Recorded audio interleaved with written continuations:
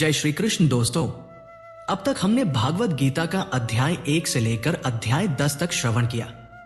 आज हम भगवत गीता के उस अध्याय में प्रवेश करने जा रहे हैं जिसे पढ़कर हर भक्त का हृदय रोमांच से भर उठता है।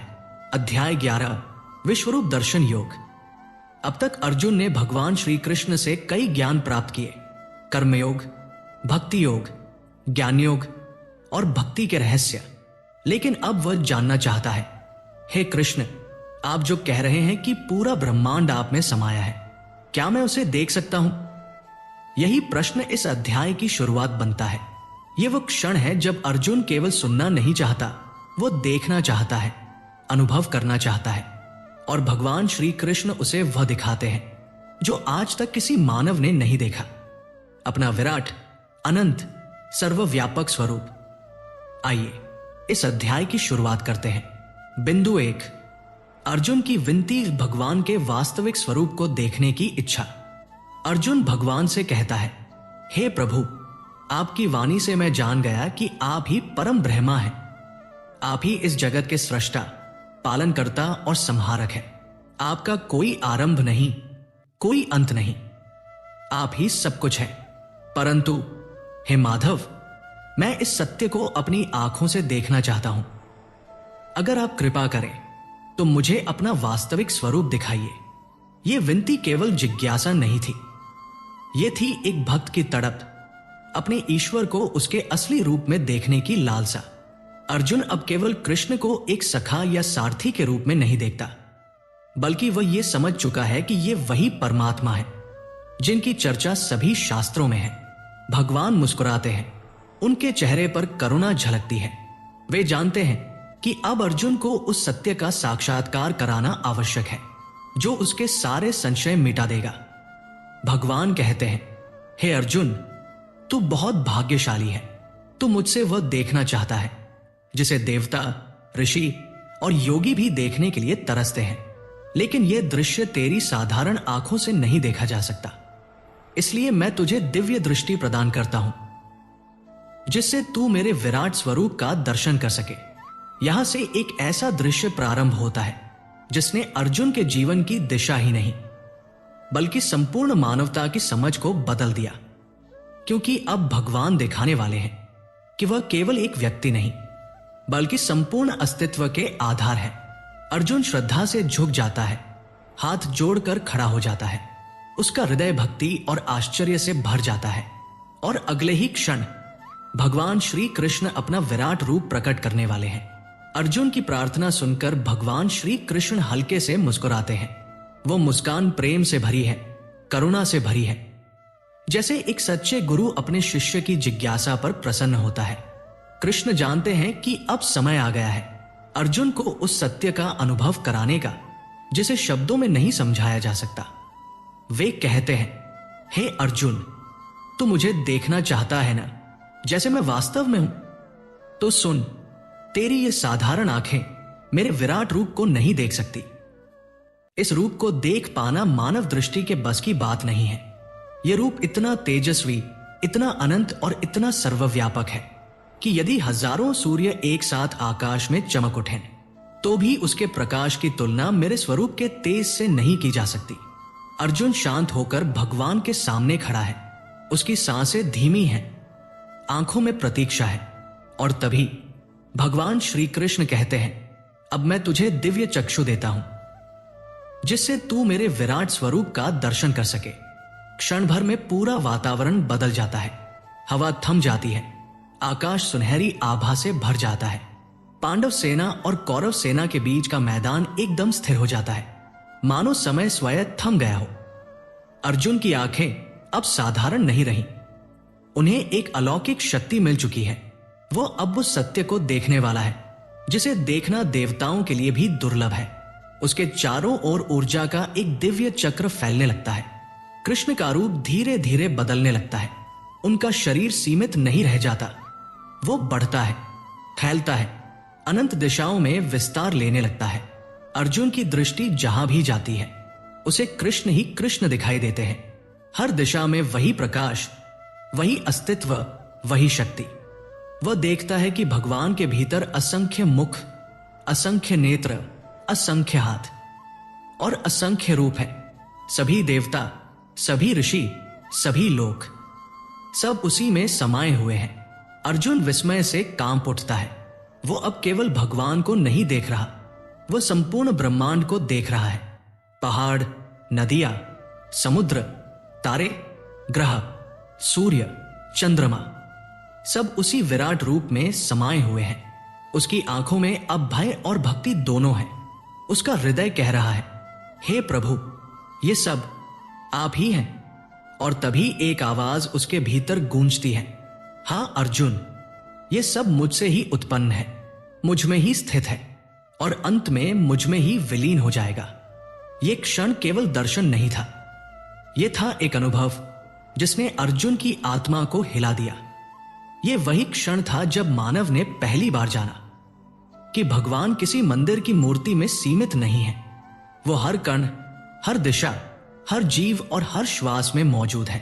अर्जुन अब केवल देख नहीं रहा था, वो अनुभव कर रहा था कि पूरा ब्रह्मांड कृष्ण में है और कृष्ण ब्रह्मांड में। जब भगवान श्री कृष्ण ने अर्जुन को दिव्य दृष्टि दी तो जो दृश्य अर्जुन ने देखा वो किसी इंसान की कल्पना से परे था। वो दृश्य इतना अद्भुत, इतना विशाल था कि शब्दों में बयान करना मुश्किल है।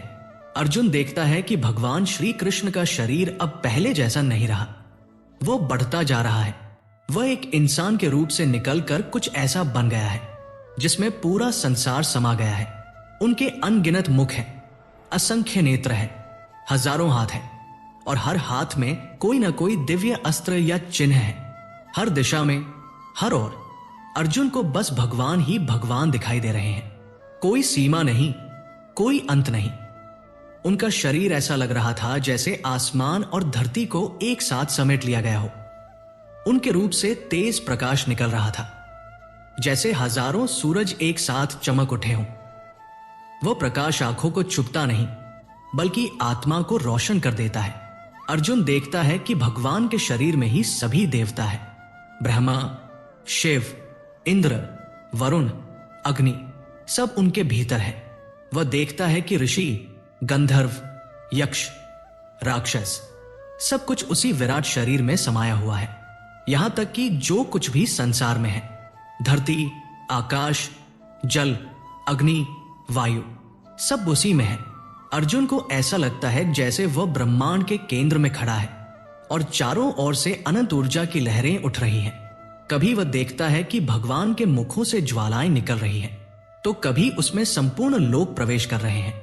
कहीं युद्ध के दृश्य हैं, कहीं शांति का, कहीं सृष्टि है, कहीं विनाश। सब एक साथ उसी विराट रूप में चल रहा है। अर्जुन की आंखें फैल जाती हैं, उसका शरीर कांपने लगता है। वो हैरान है, चकित है और भीतर से डरा हुआ भी। वह समझ नहीं पा रहा कि वह जो देख रहा है वह सपने जैसा है या सच्चाई। लेकिन उसका हृदय कह रहा है, यह सब वही है जो भगवान है, यह सब उन्हीं का स्वरूप है। उस क्षण अर्जुन को समझ आ जाता है कि जो श्री कृष्ण उसके सारथी बनकर रथ चला रहे थे वो केवल एक मित्र या योद्धा नहीं है, वे संपूर्ण ब्रह्मांड के नियंता है। वे वही हैं जिनसे सृष्टि शुरू होती है और जिनमें सब कुछ खत्म होता है। यह दृश्य केवल अर्जुन के लिए नहीं बल्कि पूरी मानवता के लिए एक संदेश था कि ईश्वर कहीं दूर नहीं है, वो हर जगह है, हर रूप में है, हर प्राणी में है। इस तरह अर्जुन ने उस विराट रूप का दर्शन किया जो न कभी किसी ने देखा था और न ही कभी देख पाएगा। यह दृश्य उसे भीतर तक बदल गया। अब अर्जुन का दृष्टिकोण बदल चुका था। वो समझ गया था कि हर चीज, हर प्राणी, हर घटना सब उसी ईश्वर के विराट खेल का हिस्सा है। जब भगवान श्री कृष्ण का विराट रूप अर्जुन के सामने प्रकट हुआ तो चारों ओर एक अद्भुत तेज फैल गया, ऐसा तेज जिसे देखकर अर्जुन की सांसें थम गई। उसने पहले कभी ऐसा प्रकाश नहीं देखा था। वो न तो सूरज जैसा था, न आग जैसा, बल्कि उससे भी कहीं अधिक उज्जवल, कहीं अधिक जीवंत। अर्जुन को ऐसा लगा जैसे हजारों सूर्य एक साथ उदय हो गए हों और उनका प्रकाश मिलकर पूरा आकाश जला रहा हो। हर दिशा से बस चमक ही चमक थी, सोने जैसी, लाल जैसी, नीली जैसी। लेकिन कोई रंग स्थिर नहीं था। वो हर पल बदल रहा था, जैसे प्रकाश भी भगवान की लीलाओं में नृत्य कर रहा हो। वह तेज सिर्फ बाहर नहीं था, वो अर्जुन के भीतर भी उतर रहा था। ऐसा लग रहा था जैसे उसकी आत्मा भी उसी प्रकाश में स्नान कर रही हो।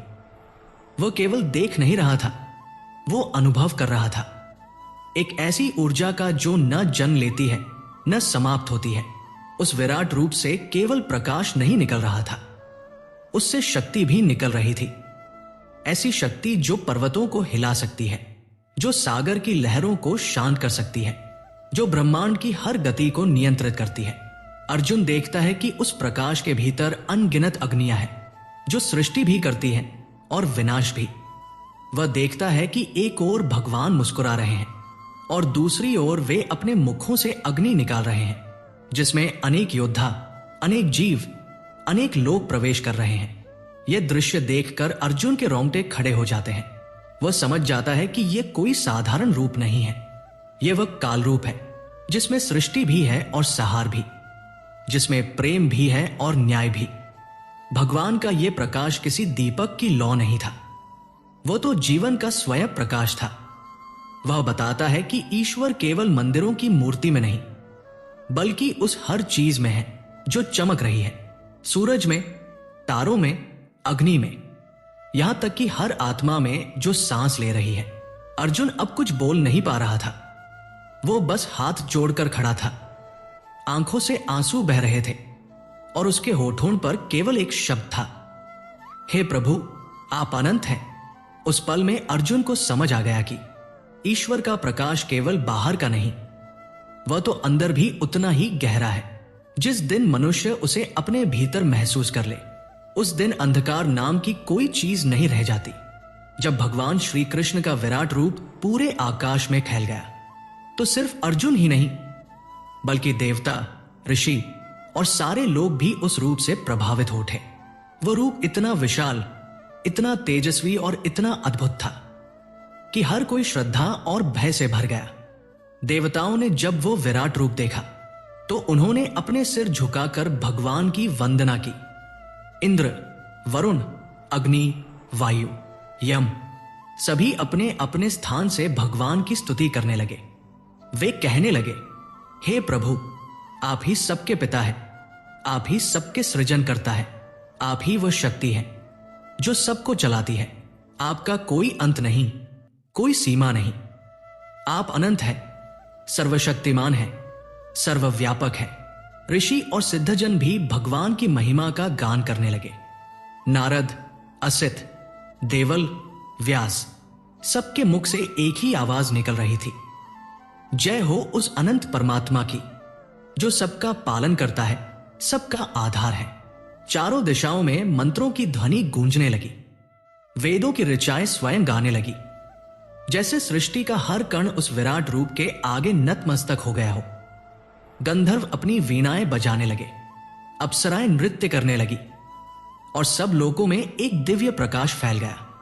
यह दृश्य केवल डराने वाला नहीं था, बल्कि बहुत सुंदर भी था, क्योंकि उसमें सृष्टि का हर रूप, हर भावना, हर तत्व शामिल था।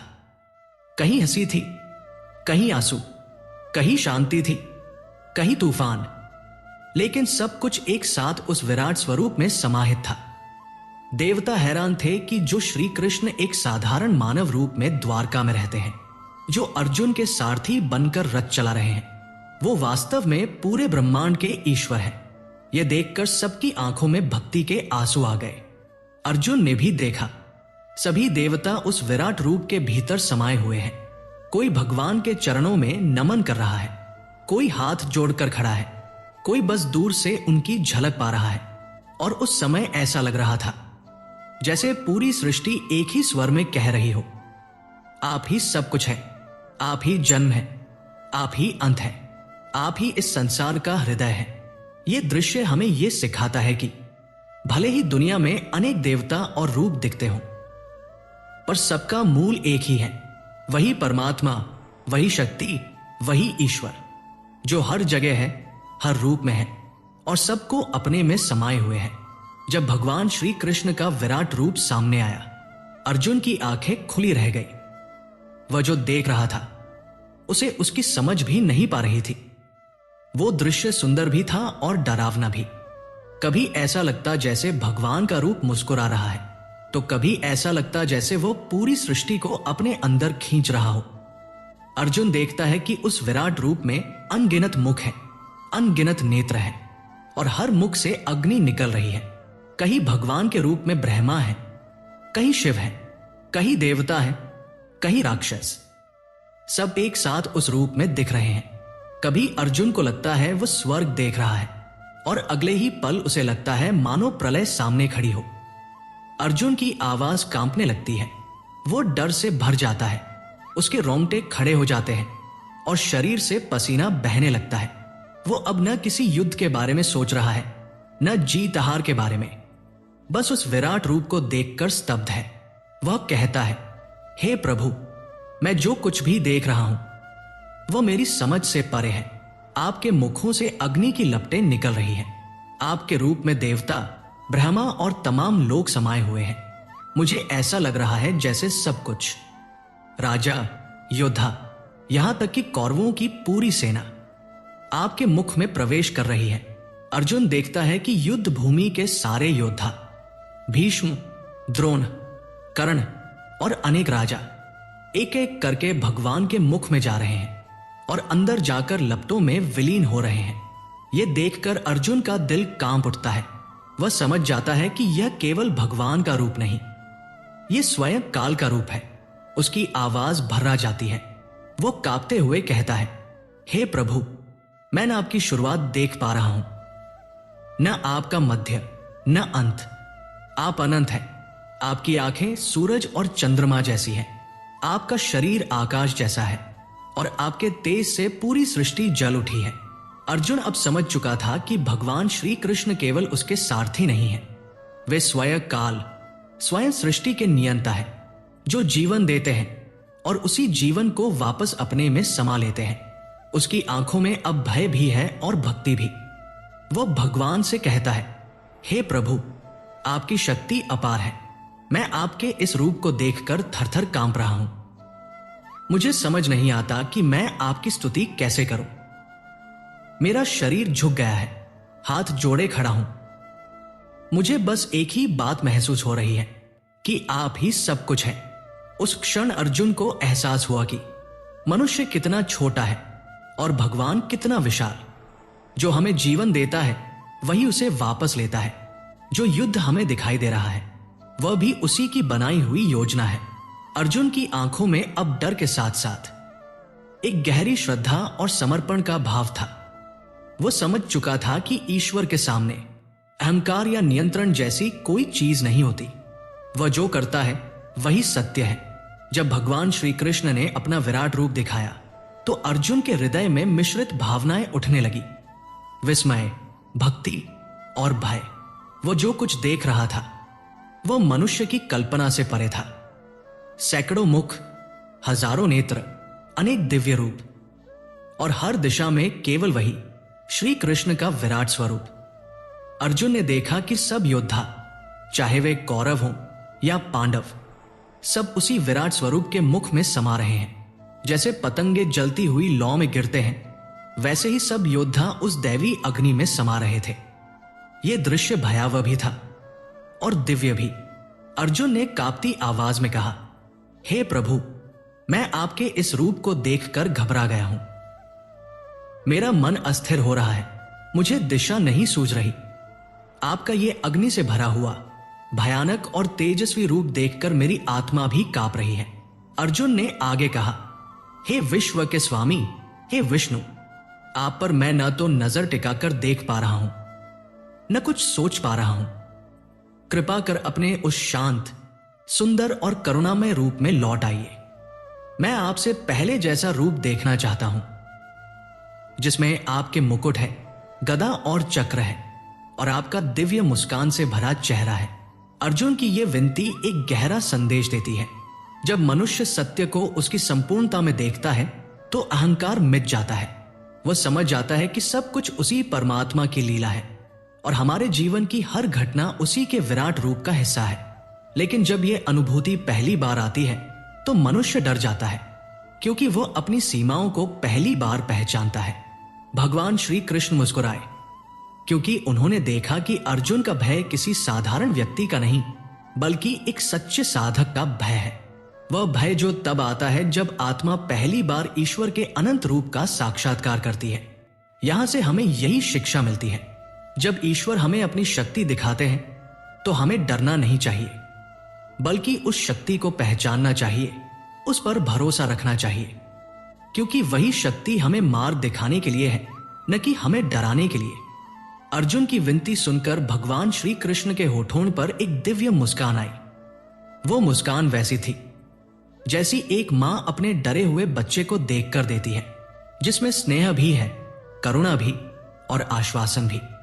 भगवान ने कहा, अर्जुन, मेरा ये विराट रूप बड़ा ही दुर्लभ है।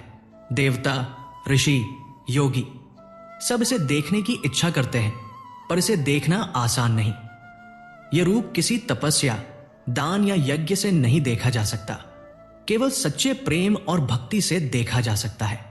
इतना कहकर भगवान ने धीरे धीरे अपने उस विराट अनंत रूप को समेट लिया। आसमान का तेज शांत हुआ, दिशाओं की कंपन रुक गई। युद्ध भूमि पर एक बार फिर वही मधुर, शांति से भरा स्वरूप प्रकट हुआ। वही स्नेहमयी मुस्कान, वही नील वर्ण, वही मुकुट, वही पीतांबर। अर्जुन ने राहत की सांस ली। उसका भय मिट गया और उसकी आंखों से आंसू बहने लगे। लेकिन अब वह भय के नहीं, भक्ति के थे।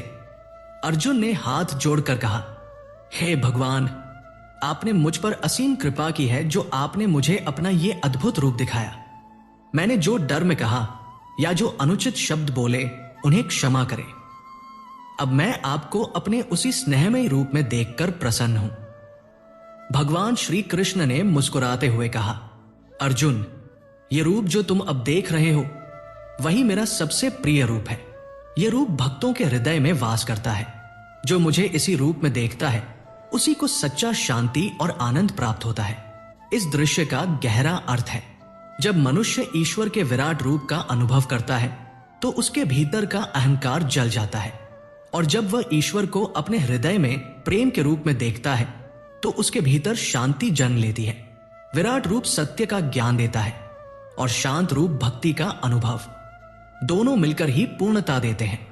यह हमें सिखाता है, भक्ति का अर्थ केवल डरना नहीं है, भक्ति का अर्थ है प्रेम से समर्पण करना। जब ईश्वर हमें अपने विराट रूप में डराते हैं तो वो हमें हमारे भीतर की सीमाएं दिखाते हैं, और जब वे शांत रूप में प्रकट होते हैं तो वे हमें ये सिखाते हैं कि डर में नहीं, प्रेम में ही मुक्ति है। भगवान श्री कृष्ण ने जब अर्जुन को अपना विराट रूप दिखाया और फिर अपने शांत रूप में लौट आए, तब उन्होंने अर्जुन को एक बहुत गहरा सत्य बताया। एक ऐसा सत्य जो केवल युद्ध भूमि के लिए नहीं था, बल्कि पूरे जीवन के लिए था। श्री कृष्ण ने कहा, अर्जुन, इस विराट रूप को देखने की इच्छा बहुतों को होती है, लेकिन यह रूप न तो वेदों के अध्ययन से, न कठोर तपस्या से, न बड़े बड़े यज्ञों या दान से देखा जा सकता है।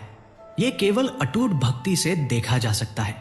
फिर श्री कृष्ण बोले, जो व्यक्ति मुझे सच्चे प्रेम से जानना चाहता है, जो मुझ में पूरी श्रद्धा रखता है, जो अपने अहंकार, अपने स्वार्थ और अपने भय को त्याग देता है, उसी को मैं अपना सच्चा स्वरूप दिखाता हूं। यहां श्री कृष्ण ने अर्जुन को यह समझाया कि ईश्वर का दर्शन केवल आंखों से नहीं होता, बल्कि हृदय से होता है।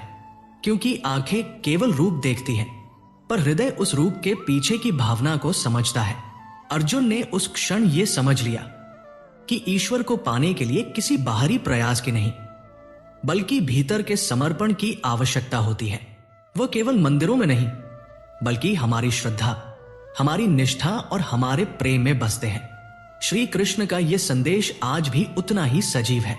अगर हम सच में ईश्वर को देखना चाहते हैं तो हमें केवल आंखें खोलनी नहीं, बल्कि अपना हृदय खोलना होगा। क्योंकि ईश्वर बाहर नहीं, हमारे भीतर निवास करते हैं। जैसे एक दीपक अंधकार को मिटाता है, वैसे ही भक्ति अहंकार को मिटाती है, और तब आत्मा को सच्चे दर्शन होते हैं। अध्याय 11, जो विश्व रूप दर्शन योग कहलाता है, गीता के सबसे गहन और रहस्यमय अध्यायों में से एक है। यह वो क्षण था जब भगवान श्री कृष्ण ने स्वयं को संपूर्ण रूप में प्रकट किया, न केवल अर्जुन को बल्कि समस्त मानवता को यह दिखाने के लिए कि ईश्वर केवल सखा, सारथी या मार्गदर्शक नहीं, बल्कि संपूर्ण सृष्टि के स्वामी है। इस अध्याय में हमें 3 महान शिक्षाएं मिलती हैं, 3 ऐसे सत्य जो जीवन का मार्ग बदल सकते हैं। पहली शिक्षा, ईश्वर सर्वव्यापी है। अर्जुन ने जब भगवान का विराट रूप देखा तो उसने समझा कि सृष्टि का कोई भाग ऐसा नहीं जहां कृष्ण न हो। हर क्रिया, हर जीव, हर घटना सब उसी के विराट स्वरूप का हिस्सा है। इसका अर्थ यह है कि जब हम किसी से प्रेम करते हैं, किसी की मदद करते हैं या किसी का अपमान करते हैं, तो हम दरअसल उसी परमात्मा के अंश के साथ ऐसा करते हैं। यही समझ व्यक्ति को विनम्र बनाती है और जीवन में करुणा जगाती है। दूसरी शिक्षा, अहंकार का अंत ही सच्चा दर्शन है। जब अर्जुन ने भगवान का विराट रूप देखा तो उसका मैं समाप्त हो गया। उसे समझ आया कि वह केवल एक साधन है, कर्ता नहीं। यही ज्ञान जीवन में मुक्ति का आरंभ है, जब मनुष्य यह समझ ले कि वह स्वयं नहीं करता, बल्कि ईश्वर के हाथों से सब कार्य होते हैं। जब यह अहंकार मिट जाता है तभी शांति आती है। तीसरी शिक्षा, सच्चा मार्ग केवल भक्ति है। भगवान ने स्पष्ट कहा, अर्जुन, मुझे कोई तपस्या, यज्ञ या ज्ञान से नहीं देख सकता। मुझे केवल सच्ची भक्ति से पाया जा सकता है। भक्ति का अर्थ केवल पूजा या मंत्र नहीं है। भक्ति का अर्थ है अपने भीतर ईश्वर के प्रति प्रेम, समर्पण और विश्वास का जागना। जब यह भाव उत्पन्न होता है तब हर कठिनाई सरल लगने लगती है। जीवन के लिए संदेश, यह अध्याय हमें सिखाता है कि ईश्वर को पाने के लिए हमें दूर जाने की जरूरत नहीं, हमें केवल अपने भीतर झांकना है। हमारे कर्मों, विचारों और भावनाओं में ही उनका अस्तित्व है। जब हम जीवन को ईश्वर की दृष्टि से देखना सीख जाते हैं तो युद्ध भी भक्ति बन जाता है और हर चुनौती एक अवसर बन जाती है। अर्जुन का डर, उसका समर्पण और उसकी भक्ति, तीनों मिलकर हमें यह बताते हैं कि जीवन में ईश्वर का साक्षात्कार तब होता है जब हम अपने अहंकार को त्याग कर प्रेम से झुकते हैं। अंत में श्री कृष्ण का संदेश, जो मुझसे प्रेम करता है, जो हर कार्य मुझे अर्पित करता है, जो मुझ पर विश्वास रखता है, वही सच्चा भक्त है और वही मुझे प्राप्त करता है। तो यह था भगवद गीता का अध्याय 11, विश्वरूप दर्शन योग। एक ऐसा अध्याय जिसने न सिर्फ अर्जुन का जीवन बदल दिया, बल्कि पूरी मानवता को यह सिखाया कि ईश्वर केवल किसी मूर्ति या मंदिर तक सीमित नहीं है। वे तो हर दिशा में, हर जीव में, हर सांस में उपस्थित है। अर्जुन ने जो देखा वो केवल भगवान का विराट रूप नहीं था, वो था सत्य का दर्शन। वो समझ कि सृष्टि में जो कुछ भी घट रहा है वो सब उसी परम चेतना की लीला है। भगवान श्री कृष्ण ने इस अध्याय में हमें 3 अनमोल बातें सिखाई। पहली, ईश्वर सर्वव्यापी है, वे हर जगह है। दूसरी, अहंकार ही अज्ञान का कारण है और उसे मिटाना ही मुक्ति का मार्ग है। और तीसरी, सच्ची भक्ति ही साक्षात्कार का द्वार है। दोस्तों, यह अध्याय हमें यह याद दिलाता है कि कभी कभी जीवन में जब सब कुछ टूटता हुआ लगे, जब दिशा न दिखे, जब भय घेरे, तब उस विराट रूप को याद करना चाहिए जो हमारे हर संकट में हमारे साथ है। वही शक्ति हमें संभालती है, वही हमें आगे बढ़ाती है। तो आइए आज से एक संकल्प लें कि हम अपने हर कर्म को भगवान को समर्पित करेंगे, हर परिस्थिति में उन्हें याद करेंगे और अपने भीतर की भक्ति को कभी मुरझाने नहीं देंगे। क्योंकि जब भक्ति सच्ची होती है तो भगवान स्वयं दर्शन देते हैं, कभी रूप में, कभी संकेत में और कभी हमारे अपने हृदय की शांति में। अगर आपको यह अध्याय पसंद आया हो तो वीडियो को लाइक करें, चैनल को सब्सक्राइब करें और कमेंट में जरूर लिखें जय श्री कृष्ण। अगले वीडियो में हम लेंगे भगवद गीता का अध्याय 12, भक्ति योग, जो बताता है कि सच्ची भक्ति क्या होती है और भगवान अपने भक्त से कैसा प्रेम करते हैं। तब तक के लिए जय श्री कृष्ण।